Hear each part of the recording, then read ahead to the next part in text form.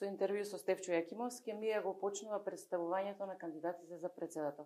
Добре дојдовте, господин Јакимовски, ви благодарам што го прифативте интервјуто за Мија. Добро е, најдов, и јас ви благодарам на поканата и што ми одвојувате простор да учествувам во вашава емисија. Вашата председателска кандидатура, за разлика од на другите кандидати, почнува во поспецифични околности, значително поспецифични околности, со оставањето на вашето име на така наречената црна листа на САД. Зошто сметате дека тоа е директно мешање во изборите и на што ви темелите вашите ставови дека тоа е невалидно што е изнесено? Јас сум како Вардар.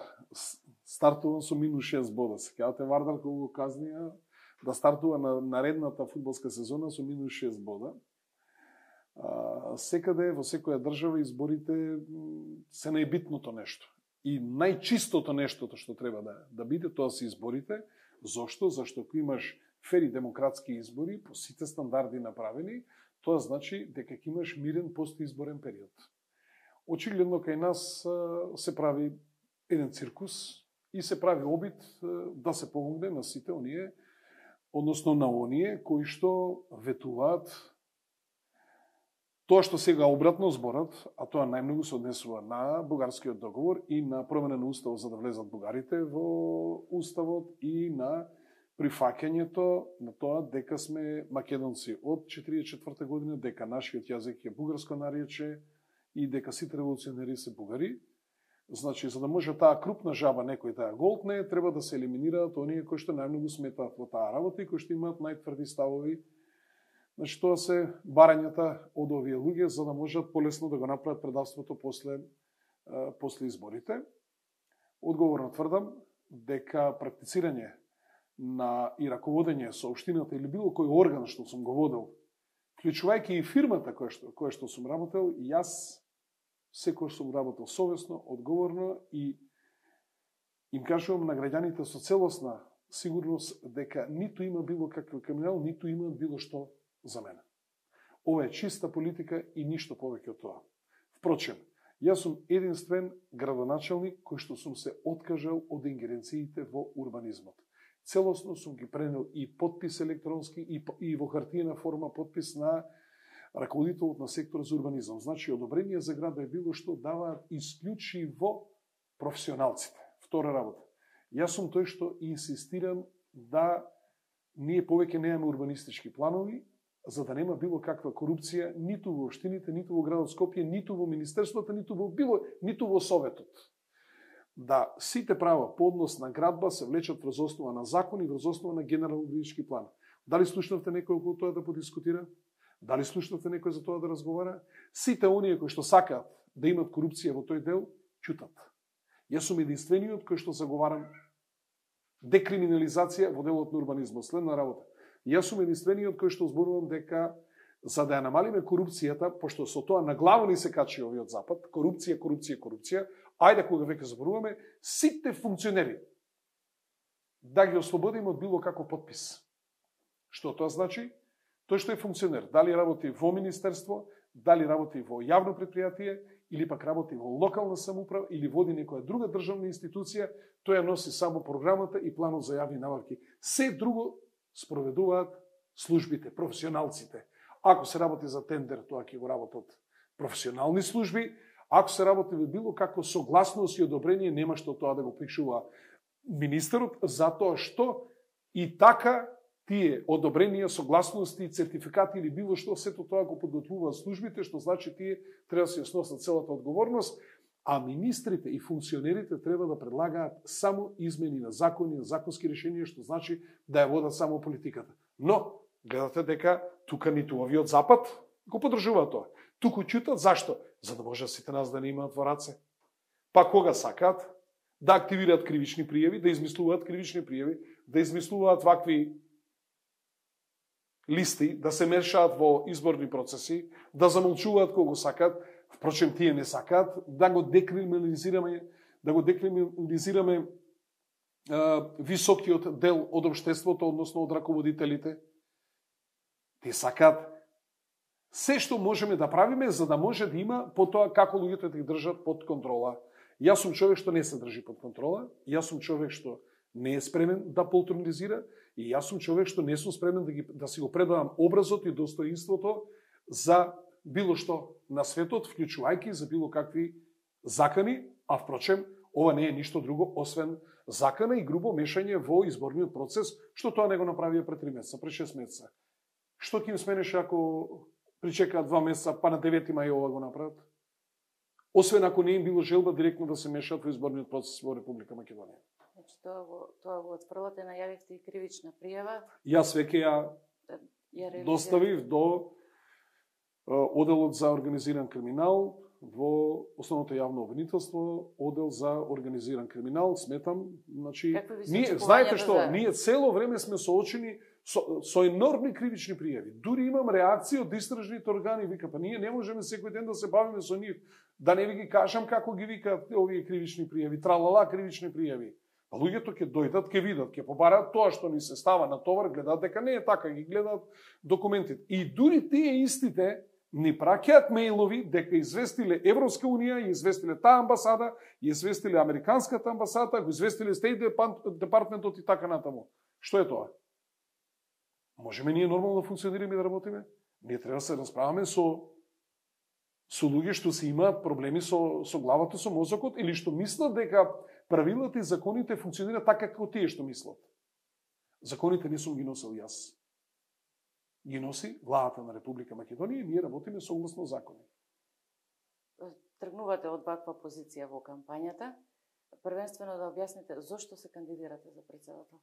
Од позиција сега на градоначалник со познавање на таа област, што сметате дека е толку, со што повеќе би придонеле за граѓаните, за општеството, за демократијата од таа функција? Ова е повеќе прашање за оние што абер немаат од политика, а се кандидираат за председатели на држава. Ова е највисоката и најодговорната функција. Ова е функција каде што на тоа место треба да седне човек кој што прво има искуство во политиката. Едно е ти да бидеш... Ние сме сите образовани, сме завршиле факултет. Друг се надоградувал во делот на образованието. Меѓутоа политиката е спој на теорија, на пракса, на познавање на работите, на искуство, а кај мене на резултати во работењето, на практицирање на политиката, кај мене е сето тоа споено во моето долгогодишно искуство, односно јас сум активен на политичката сцена од 96 година, кога првпат сум се кандидирал за градоначалник на општина Карпош. Значи, 28 години веќе активно, а во политика сум од 95 година од градска конференција на младина на Скопје. Што значи дека имаме сериозни предизвици. Светот е пред Трета светска војна, впрочем се води Трета светска војна, медиумска Трета светска војна, се води Трета светска војна на ниво на обавештајни служби, се води Трета светска војна, гледате, и во космосот со податоци, со размена на информации и така натаму. Значи, нас може да ни се случи многу лесно да влеземе и Македонија и цела Европа да ја зафати воен вител. Ние сметаме дека сме членка на НАТО и се е решено, но јас одговорно тврдам дека не е се решено и дека тогаш ќе се јават оние повампирени идеи што сме ги имале од 19-тиот и од 20-тиот век и на Република Македонија ќе биде потребен човек со цврст карактер, одлучен, кој што многу лесно може да се случи да биде врховен командант. Од друга страна, Република Македонија факт е дека во континуитет е подценувана и се подигруваат со Република Македонија, давајќи задачи што не може да ги оствари. Кој е тој што зборува за идентитет? Кој е тој што зборува за својот јазик? Кој е тој што зборува за историјата? Јас одговорно тврдам дека во сериозен проблем е цела Европа, вклучувајќи го и нашиот стратешки партнер, се губат позициите во светот. За жал, јакне спортивната страна. Вие гледате дека во моментот од Африка постепено Европа ја буквално ја сврлат, последно е Мали, го укинува, се откажува, излегува од западноафричкиот фонд за франакот и побарува од Франција $50 милиарди во злато. Најголема опасност ќе биде ако тоа го направи Сомалија. И ред други земји. Не може тие милиарди што ќе се побаруваат потоа од Франција да не се рефлектираат врз европската економија. Да не влеземе уште поголема криза и не може тоа што се откажуваат воени бази на нашиот стратешки партнер во Африка да не се рефлектира и врз безбедноста, зашто Африка е сериозен суровински ресурс, сериозен енергетски ресурс, затоа што таму има богати наоѓалишта на ураниум, затоа што таму е сериозен ресурс на човеков потенцијал. И кога сето тоа ќе биде оневозможено на Европа, на стратешкиот партнер, значи ние веќе имаме сериозен проблем. Од друга страна, сме буквално во војна со Русија, односите со Кина се влошуваат, БРИКС од друга страна се зајакнува и се повеќе држави се зашленуваат таму. Бугарија се однесува по принципот село гори баба се чешла. На Бугарија во ваква една тешка ситуација во која што може да се најде цела Европа, вклучувајќи го стратешкиот партнер, за нив е најбитна историјата, за нив е најбитно дали сме ние македонци од 44-та или сме од како постоиме, за нив е најбитно каков ни бил јазикот, а воопшто не сакаме да се осврнеме на овие прашања во кои што треба да се затвори целиот Балкан, да се интегрира во Европската Унија и да функционираме како еден, за да можеме да се одбраниме од ова што ни се случува во целиот свет. Во вакви околности, кое е вашето решение за состојбата со Бугарија? Па во вакви околности е брз прием на цел Балкан во Европска Унија. А не да се бавиме со бугарските глупости. И уште на тие глупости ние да одговараме и овде да се јадеме меѓу себе дали ќе им попуштиме или нема да им попуштиме. Дали е најбитната, дали се ова реални работи што јас ги зборувам? Дали се соочуваме со штрајкови низ Европа? Тие ќе прогресираат, нема да се намалуваат. Значи влегуваме во едно не по економските проблеми доаѓаат политичките проблеми, по политичките доаѓаат безбедносните проблеми. И ние сите како еден треба да функционираме. Не смееме ни малку да дозволиме овој простор да биде ослободен за тие што мислеле дека нас ни се непријатели. Дали тоа нешто е лошо што јас го кажувам? И дека ова село гори баба се чешла бугарска политика прави штета на цела Европа, вклучувајќи го и стратешкиот партнер кој ме става на црна листа. И ова се многу едноставни работи. И затоа ние, не само ние, и Албанија, и Србија, и Босна, и Црна Гора, Косово, сите подхитно треба да биде затворен овакво европското прашање за Западен Балкан, ако сакаме ние да може да се спротивставиме на предизвиците. Ако не, натаму ќе имаме проблеми, а очигледно Европа не се снаоѓа во тешки ситуации. Да ве подсетам дека Прва светска војна се јави на тлото на Европа, да ве подсетам дека Втора светска војна се јави на тло на Европа, да ве подсетам дека кај се случува сега ова со Украина војната во Европа. Па дури и Израел со појасот Газа, со палестинците, тоа е практично предворје на Европа, тоа е Блиски Исток. Значи, ние сме во едно сериозно обкружување во кое што војната утре може да продуцира. Гледате што се случува.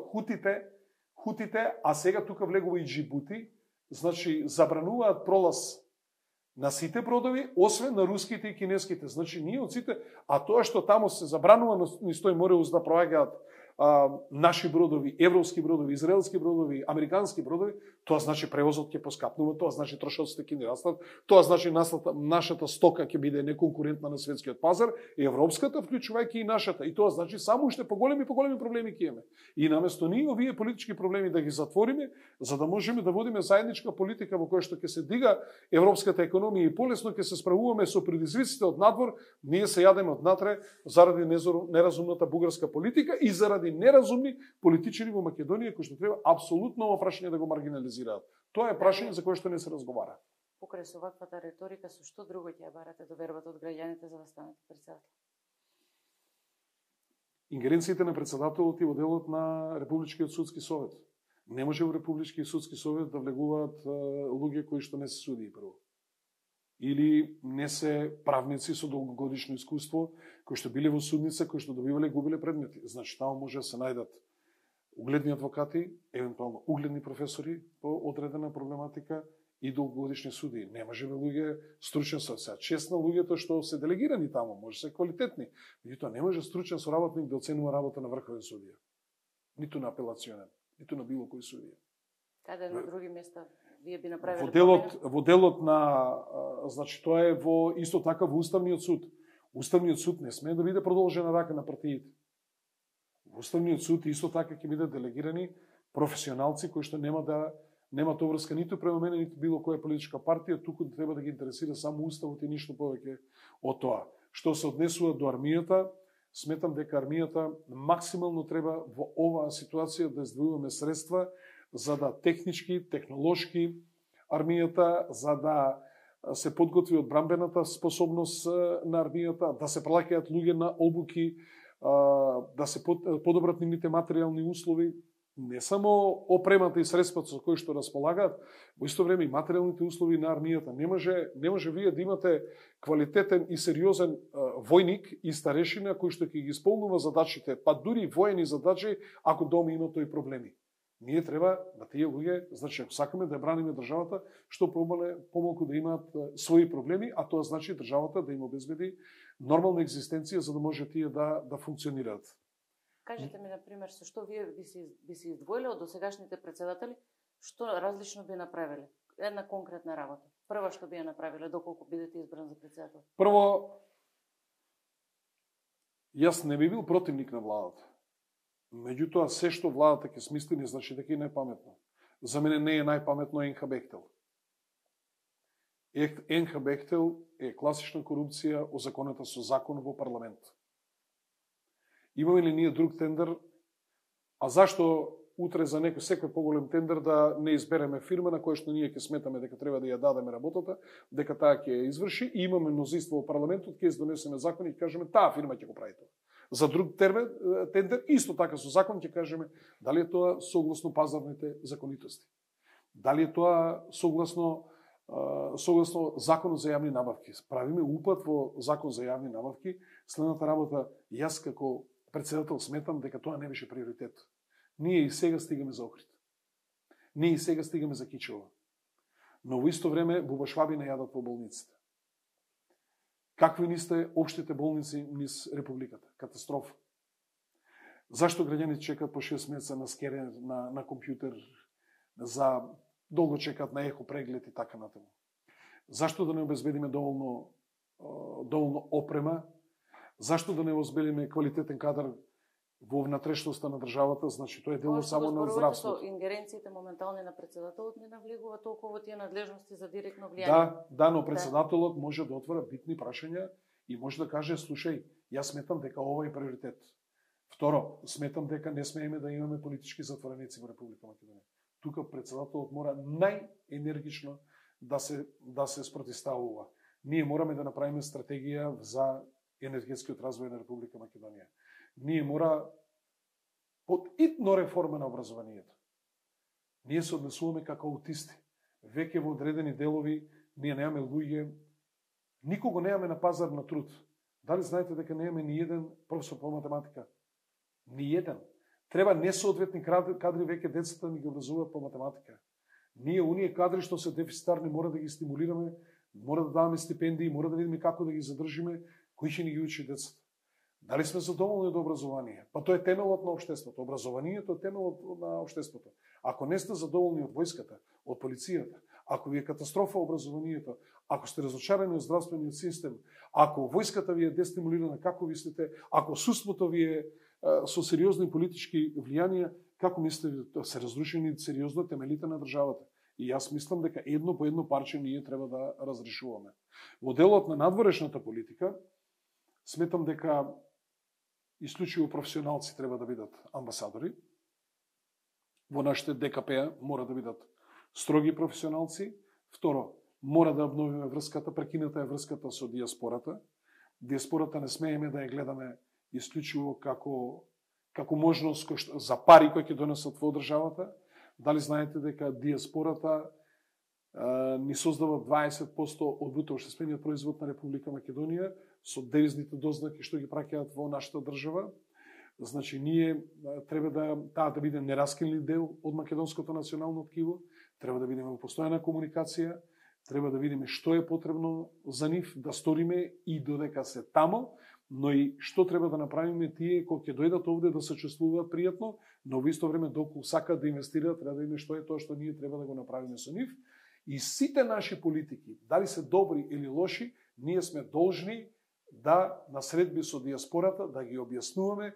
Луѓето се далеку од Република Македонија, за некои работи можат имаат и погрешни ставови и нецелосни информации, значи официјалната македонска политика мора да биде во континуитет, во соработка и да има диаспората комплетна информација како директно од премиерот, од председателот на државата, од министерот за надворешни работи, од министерот за економија, исто така и од нашите амбасадори, дипломатски и конзуларни представници во надвор во целиот свет. Какви се вашите прогнози, очекувања за влез во вториот круг? И како во случај да излезете од игра, дали ќе пренасочите вашите гласови некому? Јас досега практиката кажува дека најуспешен сум кога ме подценувале. Тоа се случувало и со изборите во 2009, тоа се случи со изборите во 2013, тоа се случи и сега со изборите во 2021 година. Значи, историјата покажува дека во вториот круг мене ме поддржуваат, така да очекувам дека и сега во вториот круг некој од кандидатите ќе треба да размисли дали мене ќе ме поддржи или некој друг од што ќе биде против кандидат во вториот круг. Со какви активности ќе се представувате пред граѓаните во текот на кампањата? Прво морам да кажам дека изборниот модел и начинот на финансирање, медиумската презентација на кандидатите е направен така да ги фаворизира кандидатите на двете најголеми партии. 90% од медиумскиот колаж го земаат тие и останатите 10% сите други кандидати. Тоа јасно говори дека дека двете најголеми партии они се караат, тие се обвинуваат за корупција, за криминал и така натаму, ама ако треба да поделат пари, тука сложни калугери во петок мрсат. Значи, тука они се договараат без проблем и гледате како е направено. 90% тие да ги земат парите, иако на председателските избори ние стартуваме подеднак по сите. Сите собиравме подписи. Така, со ресурсите што вие ги имате, како ќе се представите? Планирате митинзи, планирате средби? Значи, тоа ќе бидат мали средби, мали митинзи, ние немаме ресурси како тие што имаат да организираме секој вечер да не чини 15-20 евра, нема шанса. Значи, второ, ќе и користиме социјалните мрежи во директни контакти со граѓаните, а впрочем, има ли граѓанин на Република Македонија што знае политиката на Стефче Јакимовски и има ли граѓанин кој што не знае зашто се залага Стефче Јакимовски, лидерот на ГРОМ и досегашниот градоначалник на општина Карпош, и сега ќе настојаме само уште повеќе да ги потенцираме тие наши ставови и мислења. Каква кампања очекувате од другите учесници?